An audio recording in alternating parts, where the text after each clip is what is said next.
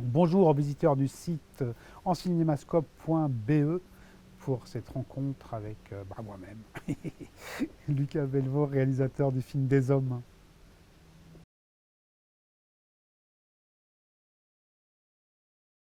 Belvaux, bonjour. Bonjour. Merci d'accorder cet entretien en Cinémascope. Vous avez réalisé le film Des Hommes, un grand film qui sort ce mercredi 1er septembre dans les salles belges. Alors c'est un film qui part avant tout d'une lecture d'un livre de Laurent Mauvigné, Hmm. Des Hommes. Le film porte le même titre que le bouquin. Est-ce que vous pouvez nous parler de cette rencontre avec ce texte? Oui, en fait, c'est exactement ça, le terme. C'est une rencontre. C'est la rencontre d'un lecteur et d'un texte.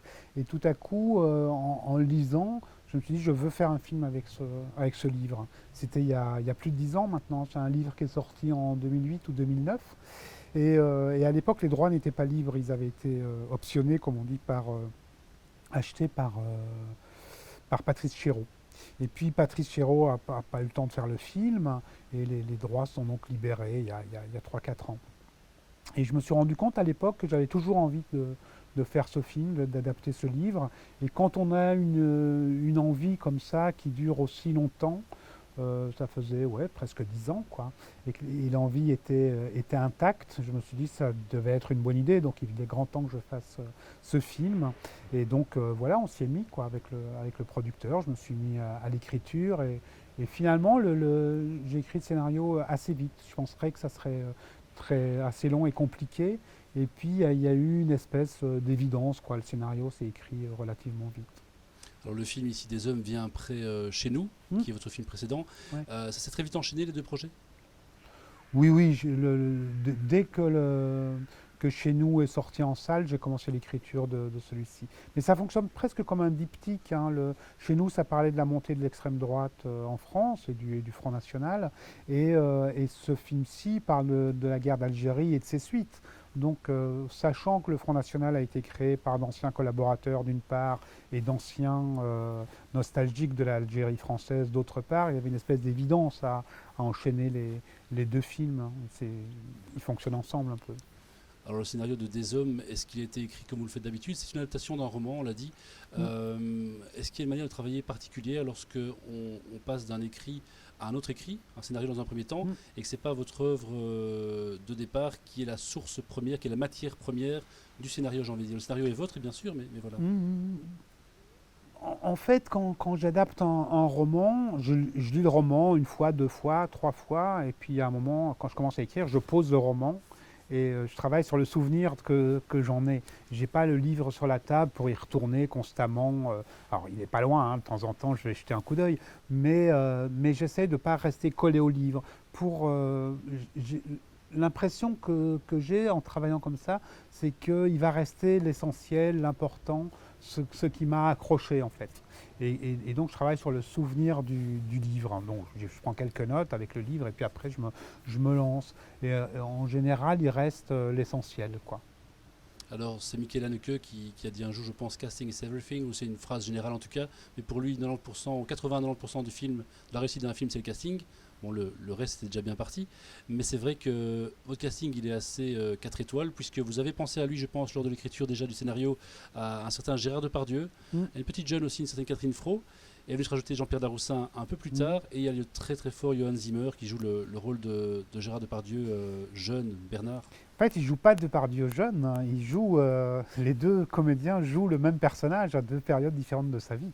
Donc, faut le préciser parce que j'ai jamais demandé à Johan de jouer Gérard Depardieu. Euh, Ça n'aurait pas eu de sens. On se souvient tous en tant que spectateur de qui était Gérard Depardieu jeune, hein. On l'a tous vu, revu, donc on sait que c'est pas Johan. Donc il fallait trouver une façon pour les deux de jouer un personnage, et c'est le personnage qui compte, surtout qu'en plus ce personnage, on le voit à 50 ans de décalage.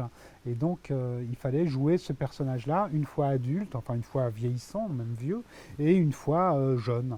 Et donc, il fallait trouver ce qui reliait ces deux personnages, parce qu'en plus, en 50 ans, on change, surtout quand il y a une guerre entre les deux, quoi. Et donc, Johan a eu cette lourde tâche, à la fois de devoir incarner le même personnage que Gérard Depardieu en jeune, et en même temps de ne pas je lui ai demandé de ne pas y penser, quoi, juste de jouer son personnage du mieux possible. Et on y croit, on voit vraiment Ouais, Depardieu dans Zimmer, on voit vraiment Bernard dans Bernard, ouais, ouais. Feu de bois.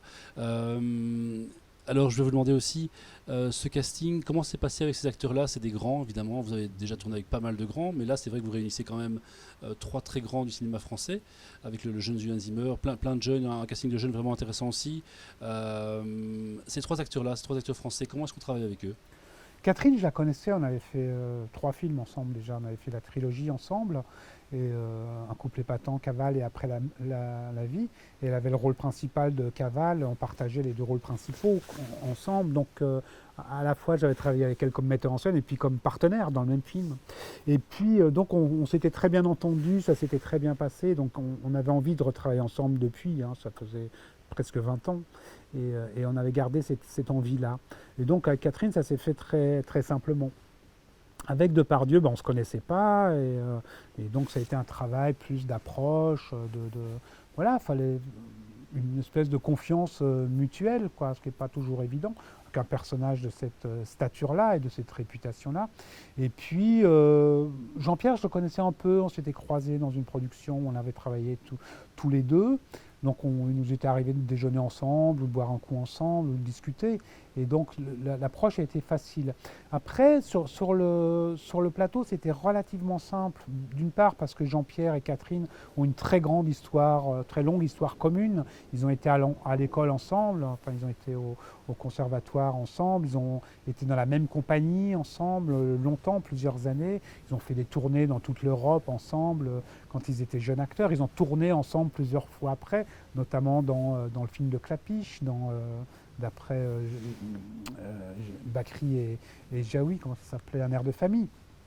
Et donc ils ont une longue histoire, donc ça leur faisait très plaisir de se retrouver. Ils n'avaient pas tourné ensemble depuis un moment, donc ils étaient, c'est la même famille, quoi. C'était comme des cousins qui se retrouvaient. En plus, ils ont été beau-frère et belle-sœur. Enfin, Jean-Pierre a été marié avec la sœur de Catherine à une époque. Donc ils ont vraiment une histoire commune très assez longue et qui est une belle histoire. Donc pour eux, ça allait de soi, c'était naturel de jouer ensemble. Et puis avec Depardieu avait joué avec Catherine déjà, avec Catherine Fro, il s'était bien entendu. Et Gérard était assez fan de Jean-Pierre. Il a beaucoup de respect pour l'acteur qu'est Jean-Pierre Daroussin, il avait envie de jouer avec lui. Et donc, quand les acteurs se respectent, qui s'apprécient, qui s'aiment, ils sont contents de jouer ensemble et c'est toujours un beau moment, quoi. Jean-Pierre Daroussin et Catherine Fro qui sont justement des cousins à l'écran ici. Donc ça passe pas mal, c'est vrai. Le casting des jeunes, peut-être, Johann Zimmer, c'est vraiment une révélation. Il joue un des rôles principaux aussi, un des 4 rôles principaux, et il crève l'écran, il est juste, il est assez bluffant. Comment est-ce que vous avez travaillé avec lui par contre? Parce que lui, c'est vrai, voilà, découvrir un conflit qu'il connaissait sans doute moins bien que les 3 Français que j'ai mentionnés. Voilà, comment travaillez-vous avec lui? Je travaille avec lui comme avec tous les jeunes, hein. Il y a toute une nouvelle génération d'acteurs qui apparaît dans ce film, hein. Ils sont 5-6 jeunes acteurs belges ou français qu'on n'a pas beaucoup vus. Certains n'avaient jamais tourné. Et donc c'est une des caractéristiques de ce métier d'acteur au cinéma, c'est qu'on attend d'eux qu'ils soient aussi professionnels que les autres. C'est-à-dire puisqu'ils vont être dans le même film, sur le même écran, voilà, donc je demande aux jeunes acteurs qui ont 20 ans et qui pour certains n'ont jamais tourné, d'être aussi à l'aise que Depardieu ou Catherine Fro. Et donc j'ai connu ça quand j'étais acteur. La première fois que j'ai fait un film, j'avais le premier rôle, c'était Allons enfants d'Yves Boisset, et il a fallu que je joue avec Jean Carmet, d'autres. Et on attendait de moi la même chose qu'on attendait d'eux. On ne fait pas de cadeaux aux jeunes acteurs. Enfin, on est très bienveillant et gentil avec eux, mais on attend d'eux qu'ils soient à la hauteur des autres. Et c'est une des particularités de ce métier. Et donc, il faut être bienveillant. Il faut les accompagner, il faut les aider. Il faut en même temps qu'ils apprennent leur métier et qu'ils le fassent comme s'ils l'avaient toujours fait. Et donc, alors Johann avait déjà tourné, lui, il avait déjà une petite expérience, d'autres n'avaient pas du tout. Et donc, il faut cette bienveillance-là, et en même temps, il faut les nourrir. C'est ce que vous dites, ils ne connaissent rien à la guerre d'Algérie. Et non seulement ils connaissent rien à la guerre d'Algérie, mais ils connaissent rien à la guerre non plus. Ils connaissent rien, ils n'ont pas fait leur service militaire, il n'y a plus de service militaire. Donc ils ne savent pas comment on tient une arme en vrai. Ils le voient dans les films américains, ou ils voient, voilà, leur seule expérience d'une arme à feu, c'est celle du cinéma. Or, ce qu'on voit au cinéma, très souvent, c'est du grand guignol. Ça n'a rien à voir avec ce que c'est que porter vraiment une arme et tirer vraiment. Et donc, il faut leur expliquer ça. Il faut leur dire, attention, une arme, ça ne se tient pas comme ça se tient comme ça ne se manipule pas comme ça. Il faut leur apprendre comment, quand on est soldat dans une armée, enfin à l'époque surtout, comment on bouge, comment on salue, comment on parle à un officier, et puis il fallait leur parler de l'époque, ce que c'était qu'avoir 20 ans en 1958 ou 1959, 1960. C'est pas du tout la même jeunesse, c'est pas le même pays, c'est pas la même Europe. C'est un jeune homme de 1950, 1955 à la campagne n'est pas un jeune homme d'aujourd'hui à la campagne, dans le même village. Il n'y a pas Internet, il n'y a pas le téléphone, ils ne vont pas au cinéma, ils ne partent pas en vacances. La plupart n'ont jamais vu la mer, ils n'ont jamais quitté leur canton. C'est-à-dire qu'un enfant au fin fond du Morvan, puisque c'est des personnages qui viennent du Morvan, au centre de la France, en Bourgogne, à l'époque, les gamins qui vivaient dans un village en Bourgogne, à 20 ans, jusqu'à l'âge du service militaire, ils n'avaient jamais fait plus de 30 km ou 20 km de chez eux. Le monde se réduisait à leur village et les quelques villages alentours. Parfois la préfecture ou la sous-préfecture, et encore, ils n'allaient pas au cinéma, ou très rarement. Il y avait juste la radio. C'est des enfants qui avaient connu la guerre, qui avaient connu la faim. C'est des enfants qui gardaient les vaches, qui allaient à l'école jusqu'à 14 ans. Parfois plus, mais pas toujours. Le certificat d'études, c'était le seul diplôme. Avoir le bac à l'époque, finir... C'était un événement. C'est un des enjeux pour les personnages du film aussi. Donc il fallait que les jeunes acteurs intériorisent cette expérience-là, qu'ils comprennent ce que c'était, qu'ils essayent d'imaginer ce que c'était pour un type partir à 20 ans à la guerre et tout à coup arriver devant la Méditerranée à Marseille quand on n'a connu que le Morvan ou les Ardennes. Voilà. Comment on est quand on a 20 ans et qu'on n'a jamais quitté son village des Ardennes et qu'on arrive devant la Méditerranée ou qu'on arrive en Algérie et qu'on ne connaît rien du monde. Donc voilà, c'était ça qu'il fallait leur faire comprendre. Est-ce que vous pouvez nous parler un peu maintenant, peut-être côté technique, le chef-op, le directeur de la photographie, donc c'est Guillaume Desfontaines. Guillaume Desfontaines qui fait un travail magnifique oui, ici, qui vous emmenez avec lui le spectateur, notamment évidemment, on l'a compris, en Algérie. C'est bien en Algérie que c'est tourné? Non, on a tourné au Maroc. Au Maroc, c'est ça. Oui. Avec des territoires fantastiques, des paysages très beaux à découvrir. Comment vous avez travaillé avec lui? Quelles étaient les consignes, le rapport que vous avez eu avec lui par rapport au tournage en France et le tournage au Maroc du coup? Je lui avais demandé de ne pas marquer trop fortement, d'une manière technique, la différence entre la période contemporaine et les flashbacks.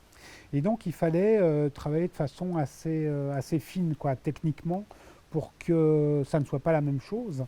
Et en même temps qu'on sente une différence d'époque. Donc on a beaucoup travaillé sur le choix des objectifs, des focales. Donc pour la période ancienne, on a travaillé pour les deux parties du film, avec des objectifs scope, vraiment. En cinémascope, c'est ça? En cinémascope.be, excellent site de cinéma. Donc on a travaillé en cinémascope et on a travaillé, on a changé les objectifs entre la partie contemporaine et la partie ancienne pour avoir un rendu différent un peu de l'image. C'est assez subtil, mais ça joue justement dans le rendu, notamment sur les ouvertures, sur le rendu des peaux, des visages. Malheureusement, déjà une dernière question, on est rappelé à l'ordre par oui. très sympathique, c'est vrai, mais très efficace aussi. Malheureusement, pour le coup, j'ai envie de dire attaché de presse du film, que nous remercions d'ailleurs pour cette interview. Vous demandez, Monsieur Belvaux, votre travail sur la voix off, vous lui donnez vraiment une très très belle place. On peut déjà le dire sans spoiler le film, sans dévoiler vraiment le film en lui-même, mais c'est très très fort. Il y a des voix off qui... Je ne vais pas en dire beaucoup plus, mais c'était une évidence pour vous cette voix off, ces voix off. Non seulement c'était une évidence, mais c'était en plus un des enjeux du film. Moi, j'ai eu envie de faire le film aussi pour cette partie-là, pour le son du film, le travail sur le son, parce qu'il y a les voix off, mais il y a plein de choses très travaillées dans le son du film. Et les voix off fonctionnent un peu, je les ai construites, j'ai essayé de les construire un peu comme de la musique des contrepoints en fait. Dans Bach, ces histoires, c'est pas vraiment du choral, puisque là, en choral, c'est des canons, c'est des gens qui chantent ensemble. Le contrepoint, c'est des chants différents, c'est des mélodies différentes qui se chantent ensemble et qui se croisent et se recroisent et parfois se rejoignent et puis se séparent. Et là, je les ai construites un peu comme ça, ou un peu comme la musique contemporaine de Steve Reich notamment, où un instrument commence tout seul, puis un autre vient s'ajouter, puis un troisième, puis un quatrième, puis on enlève un, puis on revient au solo, puis on repart à deux. Et il y avait cette histoire-là, que la voix off a à la fois